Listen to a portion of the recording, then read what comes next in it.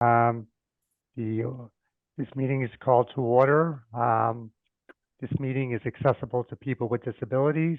Microphones or telephones will be used by all speakers. Large print materials are available upon advance request. If you'd like either of these accommodations, please contact Mary Waldron at 508-583-1833.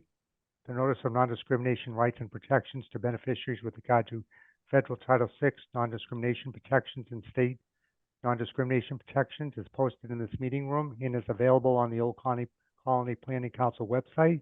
Please contact Mary Waldron at 508-583-1833 for more information. Thank you. And Stephen, if I could just, before we get into the roll call itself, I just would like to have just a little bit of a statement, just because I think it's important. It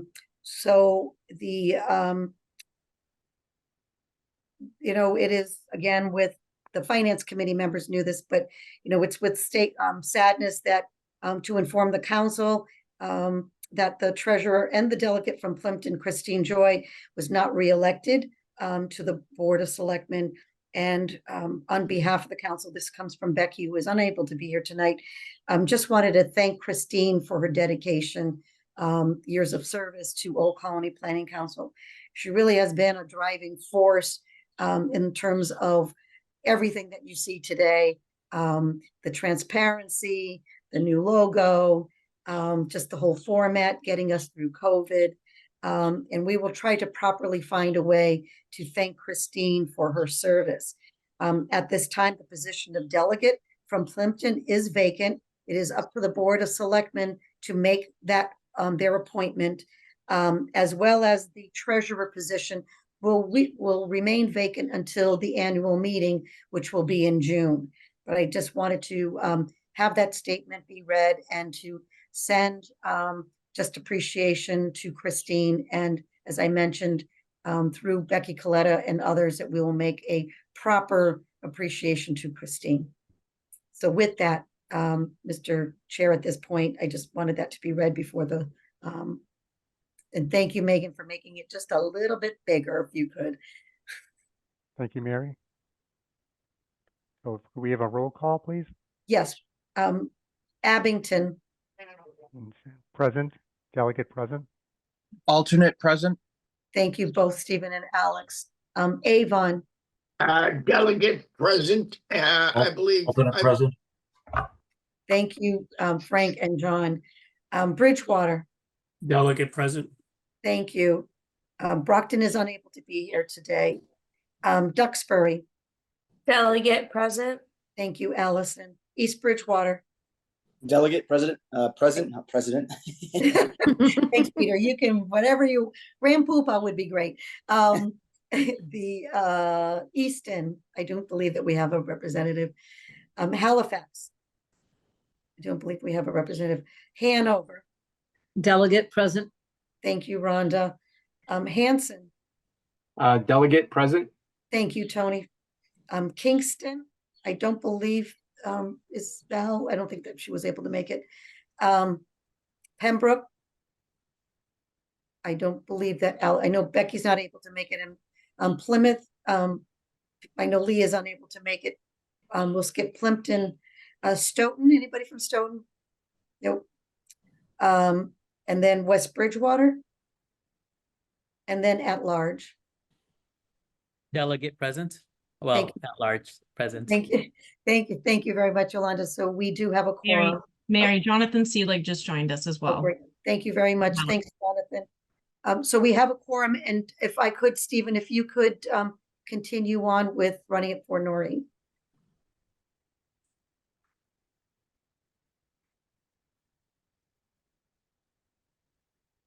Oh, are you there, Stephen?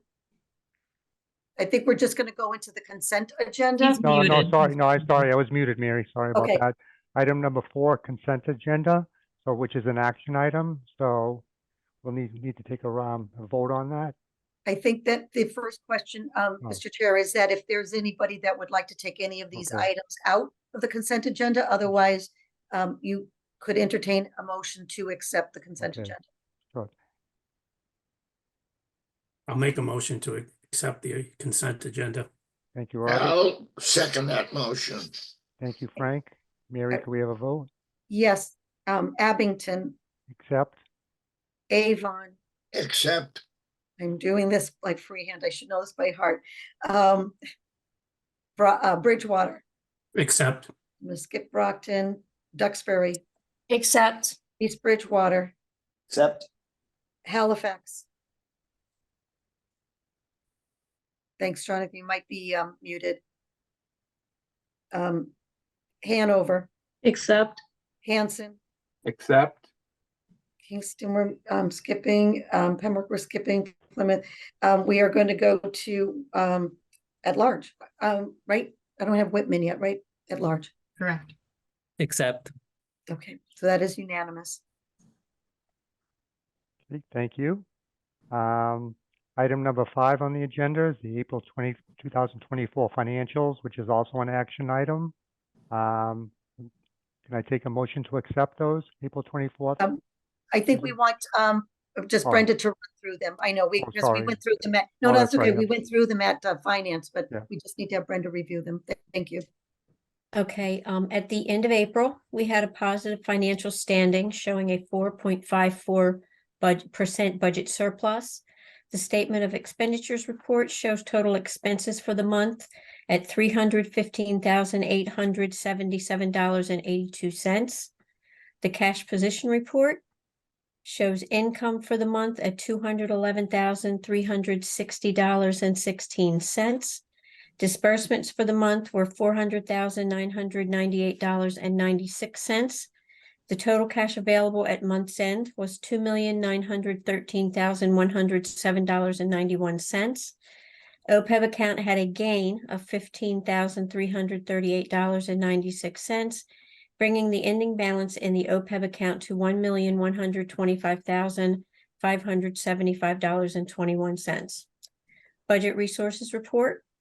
Cash receipts being $211,360.16 brings the total year-to-date receipts to $4,210,085.62. AAA report. Outstanding balance for AAA pass-through programs was $1,007,869.93. Outstanding balance for AAA admin and ombudsman programs was $229,035.45. Bringing the total outstanding balance for all AAA programs to $1,236,905.38. Voluntary transportation account beginning balance was $165,382.89. Restricted fund payments to volunteers were a total of $1,104.37. Donations received were a total of $460.51. Bringing the ending balance in the fund to $164,739.03. ROM's statement and activity balance at the beginning of the month was $163,870.84. Receipts were $8,350, bringing the total receipts to $83,500. Expenses were $16,211.16. Bringing the total expenses to $103,314.17. The ending statement balance was $166,595.41. Budget reports. The spent to date percentage rate at the end of the month was 78.76%. The ideal percentage in the 10th month of the fiscal year would be 83.3%. So at month's end, we had a 4.54% surplus. Page 1, expenditures at the end of the month were a total of $2,216,837. Budgeted funds remaining at the end of the month are a total of $597,870. Projected grant income at the end of the month was $2,814,707. There are no changes on page 3. Projected pass-through income remains at $1,719,329. And lastly is the list of combined accounts payables and cash transfers for the month.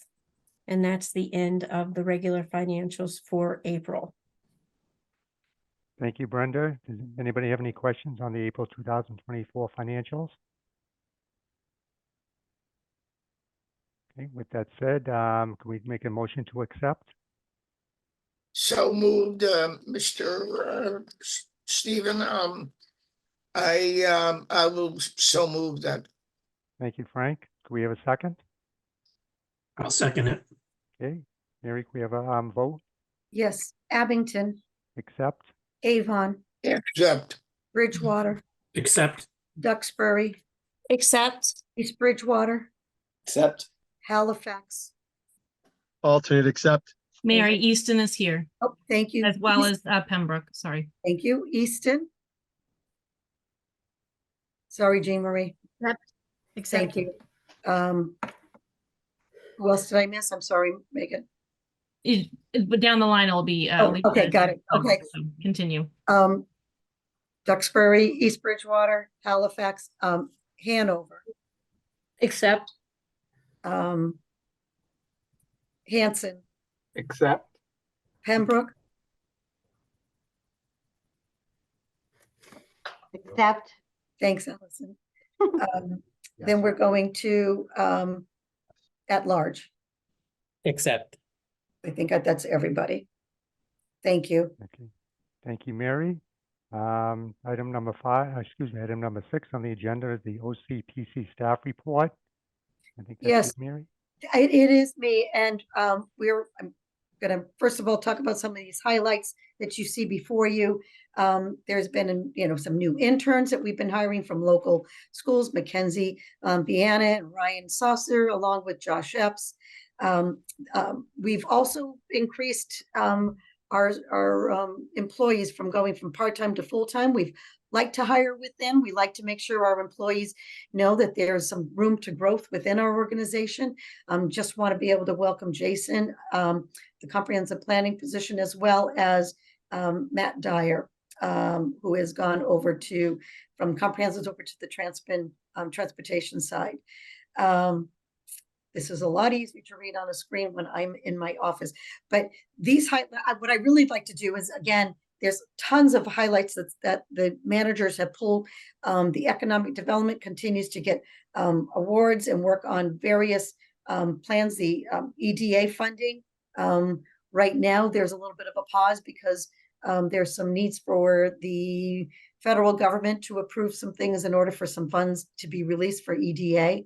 But again, these are all things that are in your packet. So without me having just to read them, I'm going to take a page out of something that Alicia has talked about, along with Allison and a number of others wanting to know more about what Old Colony Planning Council is. And I'm going to do is shift right over from this slide that again was in your packet to actually have 3 employees talk about 4 different programs. Thank you, Megan. Yep, let's do that. And what I first like to do is bring up Bill McNulty. I'm going to have each of the employees introduce themselves, talk a little bit about how long they've been with OCPC, and get into the specific program they're talking. So, Bill, without further ado, why don't you begin? Thank you, Mary. My name is Bill McNulty. I'm a principal transportation planner here at Old Colony Planning Council. I've been here for 24 years, which is sometimes hard to believe, but I love my job here, and I love serving the communities that I grew up in and went to school in. And so it's a real privilege to be able to serve those communities, which is one reason why I'm kind of excited about these 2 programs that I'm talking about tonight. The first of which you see on your screen here, the Local Highway Technical Assistance Program. So this is a program that came out of our Unified Planning Work Program started in 2002, so over 20 years ago. For those unfamiliar with it, so the Unified Planning Work Program is the annual work program that it really guides most of the transportation department's work. It's developed and implemented under contract with MassDOT. So since this program's inception in 2002, in those 22 odd years, we've been able to provide over 300 traffic studies and projects to communities. These projects are aimed at addressing short-term special needs in the communities that fall well below the scale of a large scale engineering study or a corridor study. These are much more localized. So sometimes you can see on your screen that on the right hand screen there, the types of products that we offer through this program. So we can do traffic counts. So that's probably by far and away the most often the biggest request we get. Just community wants to know how many cars are using a roadway, or what's the speed of traffic, or how many trucks are using it, how many bicycles are using it. So we're able to provide that data. We also get into some technical analysis. So if you're wondering if an intersection meets the warrants for doing like a four-way stop or a traffic signal, we can do that warrant analysis with software we have in-house. We do road safety audits. Road safety audits, that's a program that came about from Federal Highway Administration about 10 years ago. I think a lot of people in this room are familiar with that.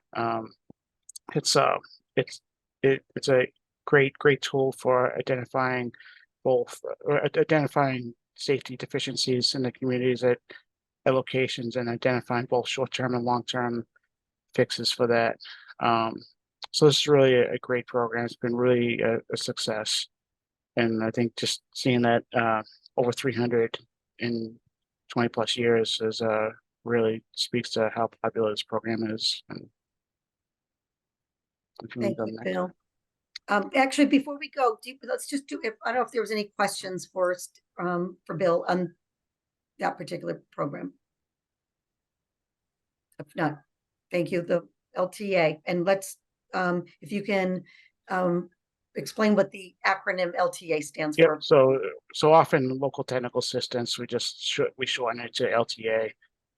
We did it obviously for the sake of space on the slide rather than going into a second line. But yeah, so LTA is just simply local technical assistance or local highway technical assistance. So we just dropped the H out of it. So so in the last 5 years, like going back to 2019, we've done over 70 in 5 years. So again, it continues to be a very popular program.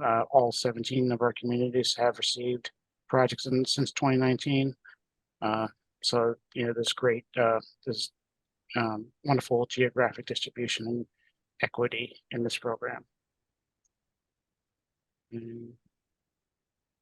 So current LTA projects.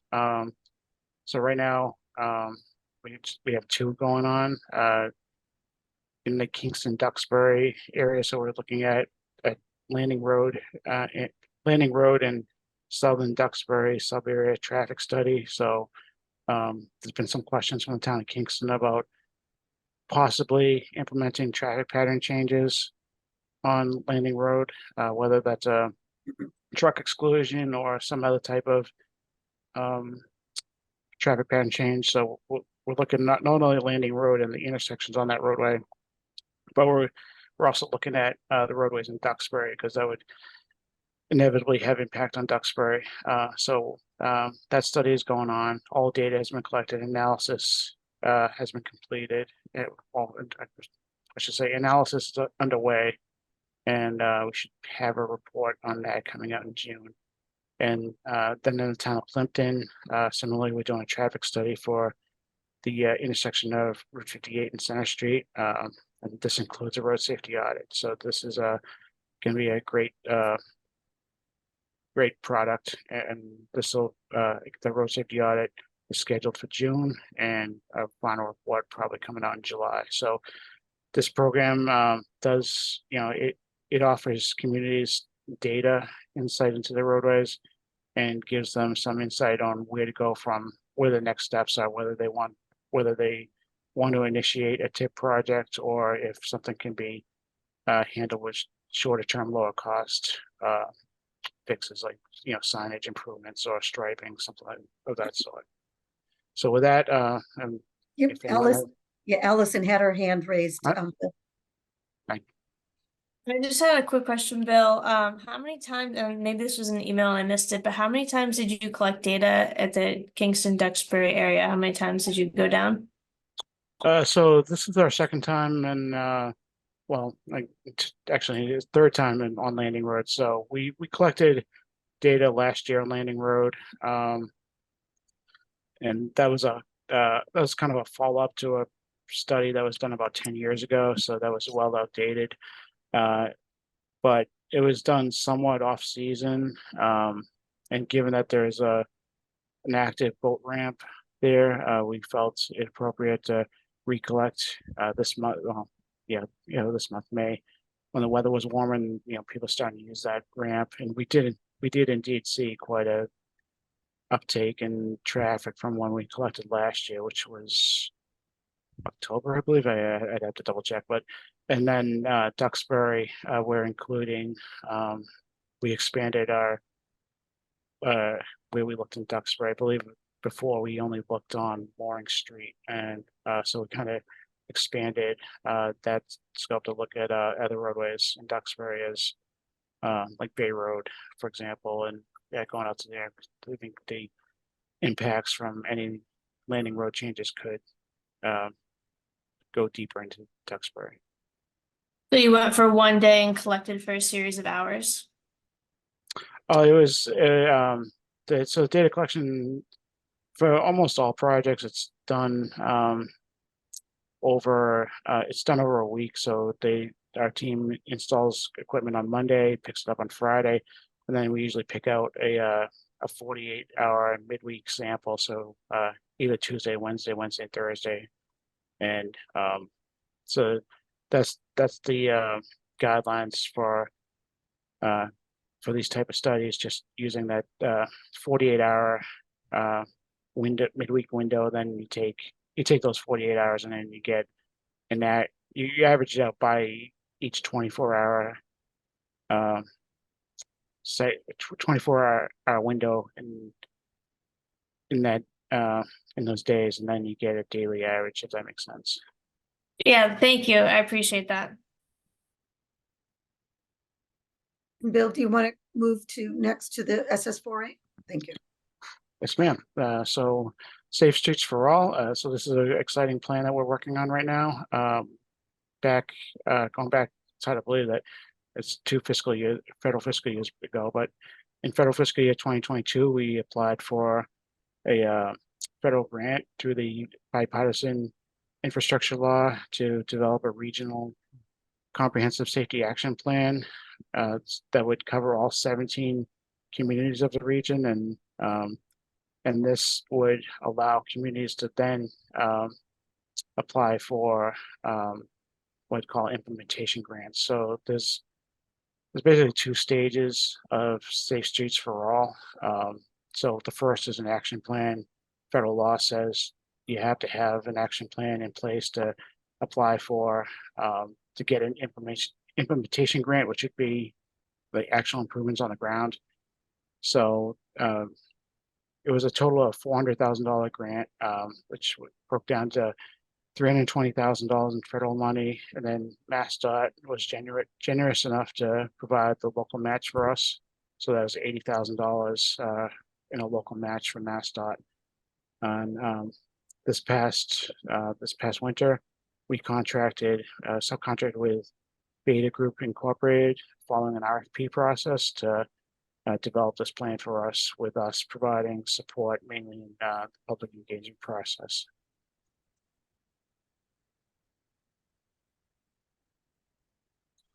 So the work that's been done so far, so quite a bit of work has been done. The consultant has developed a high injury network.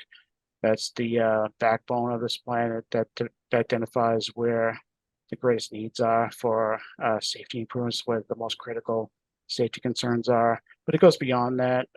There are communities in this region that are going to have locations that just won't show up in the regional high injury network, because the focus is going to be on Brockton, Stoughton, the western portion of our region. That's really where most of our crashes occur. So on a map, that area just lights up in terms of high injury areas, whereas other areas in our region, not so much. But we're working with the consultant to make sure that all 17 communities have at least 2 of their highest priority concerns addressed in this plan. They've also developed a great looking data dashboard so far, which allows quick access, a quick glance to critical community data and crash data.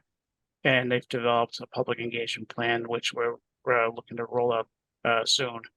And this will include invitees from all 17 communities, and those representing public municipal administration, public safety, public works, and planning, and as well as groups like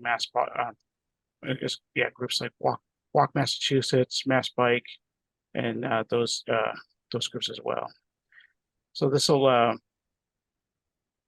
the great thing about this is that this does allow communities to go forward and apply for implementation grants and also demonstration grants. So we have a couple of communities already in our region that have done so. City of Brockton has applied for and received a grant for it's called demonstration project. So they're getting some money for kind of lower cost improvements that address safety at a couple of high crash locations.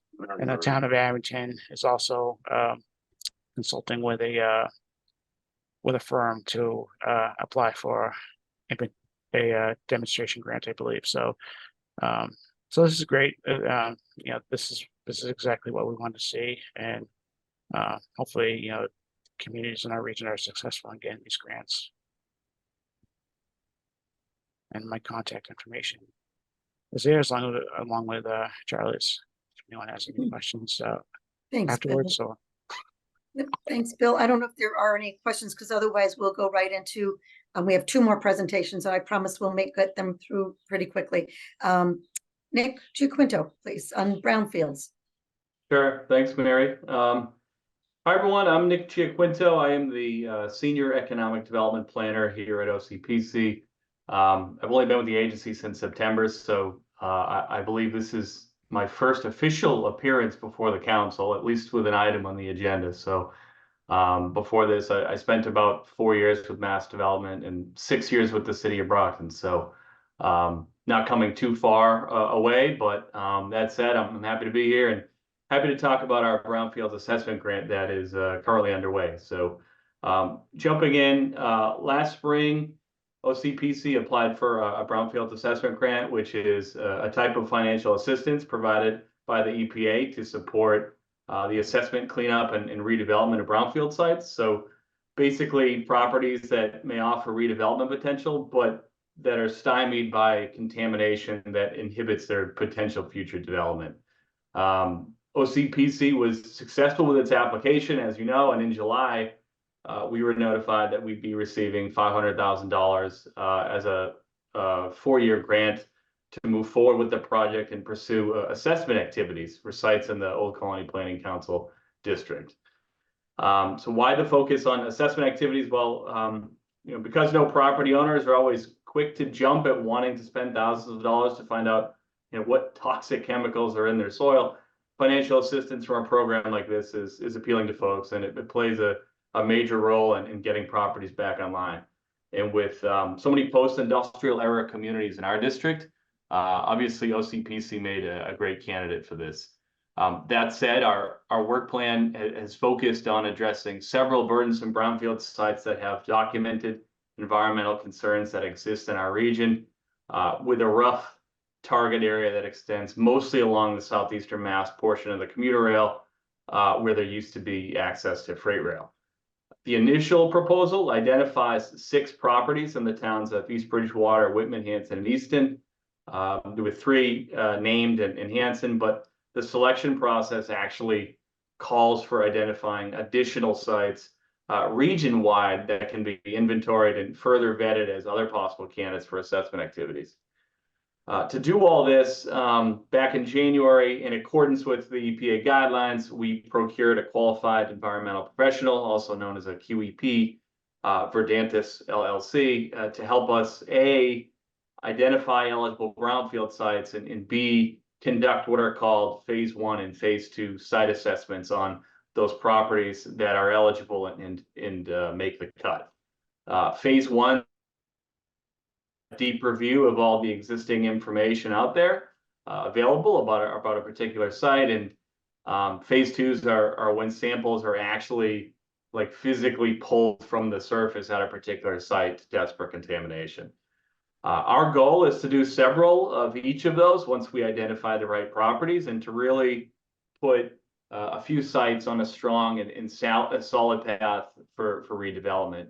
Further into the project, in-house, we plan to conduct a number of site-specific planning initiatives for cleanup and redevelopment. So things like reuse planning, infrastructure evaluations, resource roadmaps, visioning, stuff like that. And lastly, to maximize transparency and inclusivity in this long 4-year period, we established the Brownfields Project Steering Committee. And this is made up of representatives from each community that has a site and other stakeholders with various expertise, housing, environmental, or some connection to some other state-funded programs. So essentially, the committee works with OCPC to steer and oversee implementation of the program and allow for input and consensus among stakeholders to align the project goals and outcomes. Right now, there are currently 9 members but that will grow once sites from other communities are added. Currently, we're working with our consultant from Verdantis, Tracy Costa, to add new additional sites to our list. So if any delegates on this call know or are aware of any potential properties that are worth taking a look into, or that perhaps have gone unnoticed by us, by all means, feel free to contact me and let us know. And lastly, if you haven't already, please take a moment to check out the Brownfields page on our website for periodic updates and other information, because as we go through this project, we're making sure that everything is updated along the way. And that just about wraps it up. Thank you, Nick. And Megan just pulled up the Brownfield page on our website. And again, the reason why we're doing these presentations, so you can know, I mean, this is only just a little snapshot of a couple folks on different projects that keeps this organization in tune with our community. So Nick, thank you. And I know your contact is again on the website as well as on the presentation. No problem. Next, thank you. And I don't think there was any questions. If not, Rhiannon, thank you, Rhiannon. Thanks, Megan, for bringing up the PowerPoint. Hi, sorry, I pressed the wrong button like 3 times. Hi, everybody. I'm Rhiannon Dugan. I am a senior planner in the Comprehensive Planning and Sustainability Department. And today I'm going to give a brief overview of the work we've been doing with the town of Avon on their Municipal Vulnerability Preparedness Project for the 2023-2024 fiscal year. So this project is happening over 3 phases. So we're mostly done with the first phase. This project will really focus on phase 2. So the first phase went through creating a draft plan for DW Field Park to come up with an overall layout for areas of concern for the park. It really focused heavily on the center part, and we're now doing these supplemental projects to expand knowledge on project areas in phase 2 and phase 3. So on the next slide, these are the partners that are a part of this project. This project has a lot of people involved outside of Avon and Old Colony Planning Council. We also have the City of Brockton, environmental partners, DW Field Park Association, Manomet, the Conway School, Fuller Craft Museum, and Wildlands Trust. So we also have a steering committee that stretches across all of these groups and has residents of the City of Brockton and town of Avon that are involved on the project. I won't bore you with the long list. So this total project was $1.5 million. The town received the funds in June of 2023. So this went into really 2 major parts of this project. So the first part was a land acquisition of approximately 30 acres adjacent to DW Field Park, and the owners of that will be the town of Avon with a conservation restriction from Wildlands Trust. And then the next phase of it was design and community outreach. So we are working with the Conway School, which is a graduate student program that comes up with concept designs for different areas of the park. So we had it for the first phase, for the center part of the park, and then they have worked with us to identify sites in the northern part of the park, which falls in the town of Avon, to create some new concept designs. And then OCPC is hired to do the community outreach for this project, which I will break down in the next. So the land acquisition update is 30 acres. So it's that red line that you see adjacent to the park. So this will be accessible from inside DW Field Park. So it was match provided by Wildlands Trust through a private funder and through public donation. And the conservation restriction is already on its way to being in place. So that just keeps it in a permanent protection with the state of Massachusetts. So for this project, we were hired specifically to launch an outreach plan.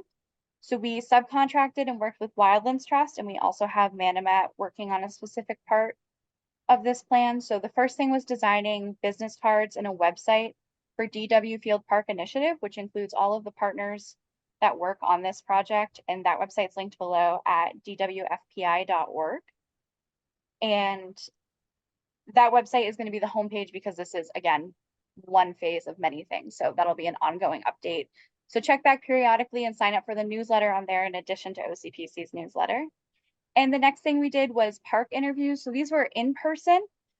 Phase one only did interviews that were digital and paper. So we went through and did some talking interviews in the park with folks. We met with 25 individuals and a few groups to get feedback. And then we had our spring event just a few weeks ago. We had Give a Hoot About the Park. So even on a rainy Sunday, we had 180 people come through. They got to get an owl presentation, and we had local community groups that had tables out to give information about the projects they were doing, which included information about the acquisition. And coming up in the last month of this project, we will have focus groups. We'll have one with the Avon Council on Aging, the Brockton High School Envirothon team, and students from Avon High School. And Manomet is coming up with a display that'll stay out at libraries with a kickoff event. So they'll have one for the City of Brockton Public Library and one for the Town of Avon's Public Library. And again, if you want to get more information or updates on this, check out the websites at dwfieldparkinitiative.org and oldcolonyplanning.org/sustainability. We'll also keep updates on this project over time. And that was cool. Is that it? Yeah, I can answer any questions if anybody has any, or my email is in the presentation, and feel free to reach out and we can set up a time to talk. Well, thank you, Rhiannon, but also thank you to Bill and to Nick. Rhiannon, again, this is just a small little snapshot of everything that we're, I mean, of all the rest of the things that we're doing. And again, utilizing this time to know a little bit more about what we do. Just for in advance, we had shared the PowerPoint with Frank and with John Costa from the town of Avon. John had some additional questions, and we probably won't take them up here, John, if we can probably even just set up a separate meeting just to delve a little bit more into the into that particular, so you can know more about where and the information about what we're doing in truly a regional project. It's not just Brockton, it's not just Avon, it really is both communities coming together on that project. So, so anyway, just thank you again to the staff. And if there are any questions, certainly to reach out to them individually, and or we can set up some follow-up. Thanks, Mary. That's it. Again, thank you, Mary, Bill, Nick, and Rhiannon for your updates. And I'll move on to item number 7, which is the legislative update by Noreen O'Toole and Rhonda Nyman. So if I could, Steve, Rhonda has an update that she will provide for the legislative. Okay. Okay, thank you, Mary and Steve. So the Legislative Committee met on Tuesday, May 21st at 3:30. to discuss the legislative priorities and final preparations for the breakfast, which is being held on June 7th. The committee members in attendance included the co-chairs Rhonda Nyman and Noreen O'Toole, Val Massard, Yolando Spinola, and OCPC staff in attendance included Mary Waldron, Megan Fournier, Elise Prince, and Paul Umano. During the meeting, the OCPC staff provided a list of top priorities within the departments that they would like to be included in the legislative packet, which will be given out at the breakfast. The committee will be taking time over the next week to review these items and report back via email with their top 3 priorities that they feel should be highlighted during the breakfast itself. Some items of interest include the MBTA communities and housing, grants, and the process involved. So the committee felt it would also be beneficial to share with the legislators the importance of grant access, as well as learning the process municipalities need to take to apply, receive, and complete. Additionally, it would be important to share OCPC's role in this process. And that's it for our legislative report. Thank you, Noreen. Any questions? Excuse me, sorry, Rhonda. That's Any- okay. That's Any okay. questions? And the only thing that I would just say, if you have not responded back to the legislative breakfast, please do so. We are closing in, as you can tell, June 7th is right around the corner. We do have a large number of legislators who are attending. The breakfast is only going to be an hour. We're really going to be pointed with the priorities, and would love to have delegates. And then perhaps if there are others, we're trying to keep this just with OCPC priorities. But as you know, OCPC priorities also encompass the town's priorities. So, that really is the legislative. And just back to the agenda, there was just an update on the retirement legislation. It does continue to be moving forward in a positive sense for us as the regional planning agency, and that we're it isn't quite where we need to yet be in terms of getting passage, but at the last meeting with the regional planning agencies, the consultant that we have hired said that it's moving in a very positive. So we're going to keep it on our agenda. We're hoping that it can be accomplished before the legislative session ends. So that's the only other thing that I would add on number 7. Great, thank you, Mary. That's it. Moving on to number 8, under new business. Number 8, personnel committee report. Megan, you can take it down. I have it on my screen. It's easy to read. So anyway, bear with me. It's a little bit long of an update, but the personnel committee met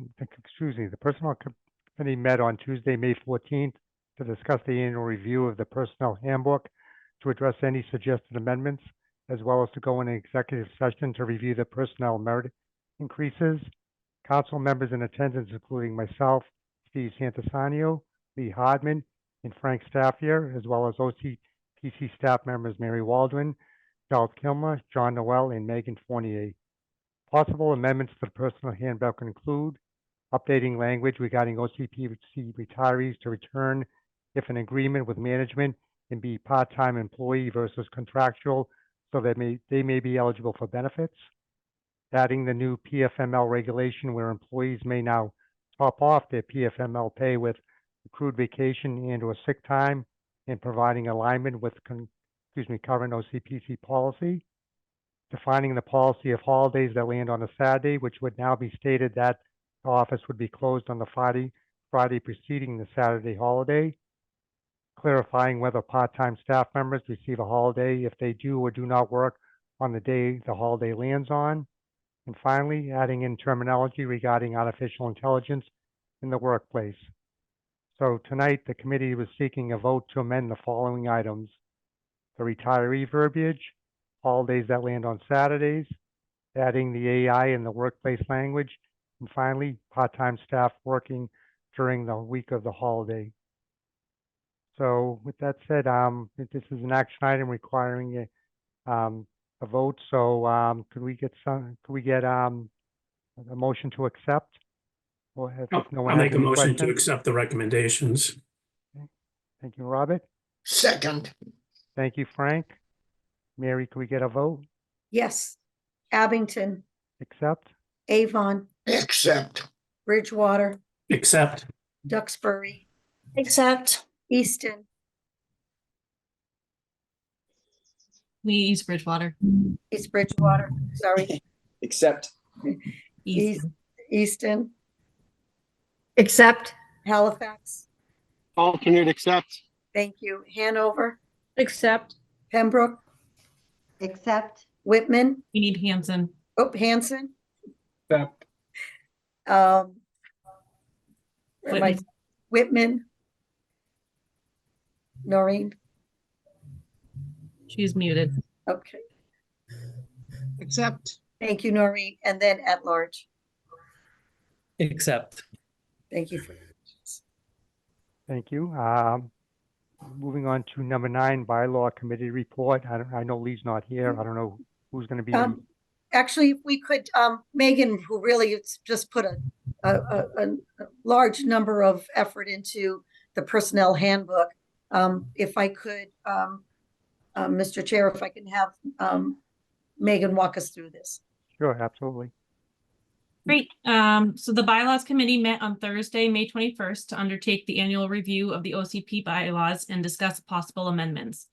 Those in attendance included Chair Lee Hartman and Frank Staffier, as well as OCPC staff Mary Waldron, Charles Kilmar, and Megan Fournier. There was not a quorum present, so there was no official votes taken. The committee discussed the following items: changing the officer title of secretary to vice president, consisting of the same responsibilities but providing more of a succession plan. Whether OCPC has adopted the Roberts rules in the bylaws, which will be further discussed at a future council retreat, and the possibility of separating the Finance Audit Committee into 2 separate committees, which the committee feels is unnecessary at this time. At this point, the committee would only be looking for a vote to change the officer title of secretary to vice president. And Mr. Chair, if I could, just the council does have that authority. While there was no quorum at the bylaw committee, but it was recommended to bring it to the full council. Madam Director, being on that committee, I would like to make a motion that at this time, we just change title of secretary to the vice president. And if we could get a second on that, I think we were all in favor of it at the time. We just did not have a quorum. I'll second that, Frank. Thank you, Steve. So roll call, Abington, Accept? Avon, Accept, Bridgewater, Accept. Duxbury, Accept. East Bridgewater, Accept.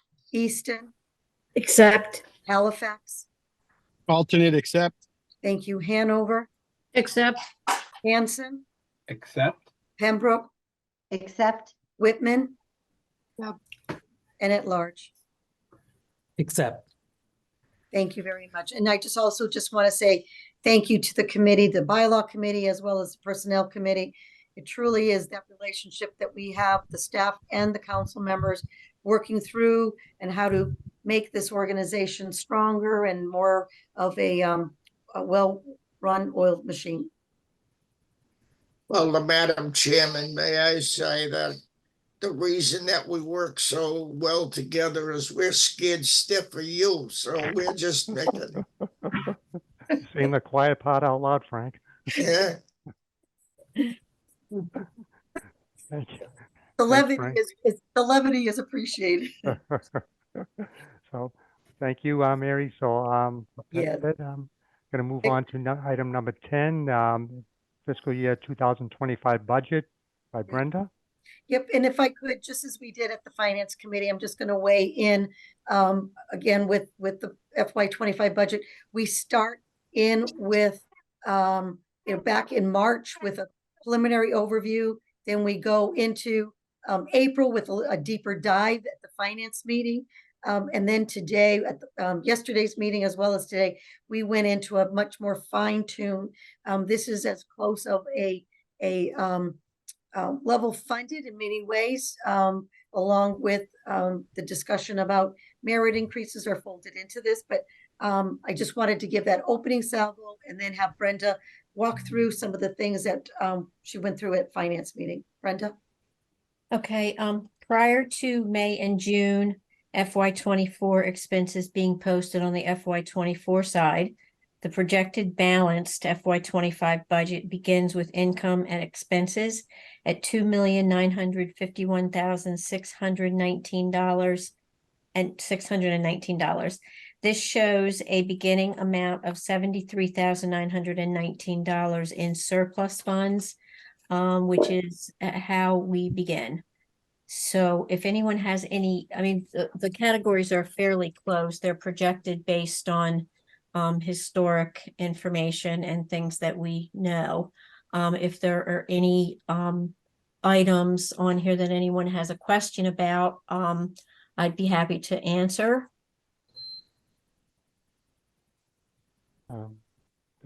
Okay, well, thank you, Brenda. If there's no questions, I'd like to entertain a motion to accept the So- FY 2025 budget. So done, Steve, and I will make that motion for us. Thank you, Frank. Do we have a second? I'll second. Thank you, Jean Marie. Can we have a roll call, Mary? Yes, Abington, Accept. Avon, Accept. Bridgewater, Accept. Duxbury, Accept. East Bridgewater, Accept. Easton, Accept. Halifax. Alternate accept. Thank you, Hanover, Accept. Hanson, Accept. Pembroke, Accept. Whitman, and at large. Accept. Thank you, everyone. So item number 11 is open discussion. So I think that we addressed this item, I think, earlier as it relates to Christine, but I'm not quite sure. Before we go into there, I just want to thank the council members for your support.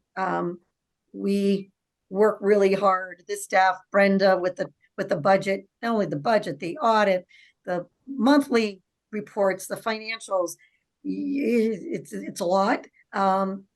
With Sean Noel, Charlie, Megan, Elise. I mean, it really is a great team. I mean, I should go through every single staff member's name, but we work really hard to be that transparent. And I just, again, would just always offer, if anybody has questions, an email, a text, a call, coming into the office is always welcomed. Thank you, Mary. If there's no other items anybody would like to discuss at this point, I'd like, sorry, go ahead, Frank. Stephen, I would like to make a motion that we adjourn. I will second that. So can we just show a show of hands, Mary, or do we need That to? is fine, yes. Okay, Frank had 2 hands up. okay. That's thank all you. that's all I've got. Okay. We'd love to see everybody at the annual meeting on June 26th. In the item, there are all the other dates as well as the legislative breakfast, really 2 important ones. So if you haven't responded, please let us know either way. Thank you. So the meeting's now adjourned. Thank you, everyone. Thank you, everyone. Thank you. Good night. Thanks, Bye-bye. everyone. Sorry I Thank was you, late. everybody. Good night. Thank you.